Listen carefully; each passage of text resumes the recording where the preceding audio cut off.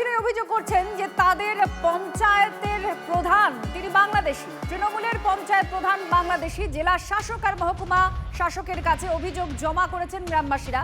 প্রশাসন নথি যাচাই করুক এই দাবি তাদের। পূর্বস্থলী ২ নম্বর ব্লকের মেড়তলা পঞ্চায়েতের তৃণমূলের প্রধান সন্তোষী দাস।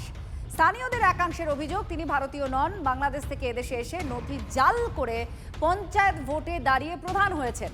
একই অভিযোগ তুলেছে বিজেপিও, যদিও তৃণমূল প্রধানের দাবি এদেশেই তার জন্ম, এখানে যেখানে প্রমাণ দেখানো সেটা দেখাবে।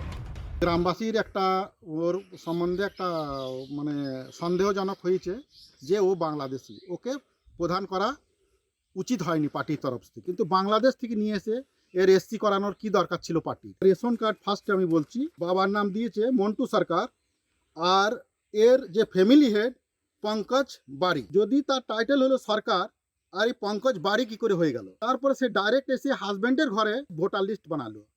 তার আগের ভোটার লিস্ট কোথায় গেল? কোথা থেকে সে এসেছে? এই সন্দেহে আমরা ওকে সন্দেহ করছি যে ও বাংলাদেশি।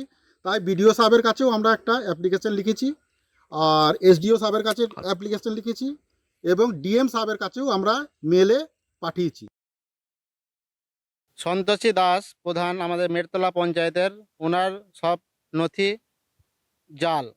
উনি একজন বাংলাদেশি। আমাদের মনে হচ্ছে সব কিছু তদন্ত করা উচিত, এবং ওনার যে সার্টিফিকেট এসসি সার্টিফিকেট ওটাও জাল করে এসসি বুথে প্রার্থী হয়ে এবং জিতে প্রদান হয়েছে। রেশন কার্ড ভোটার কার্ড সবই জাল।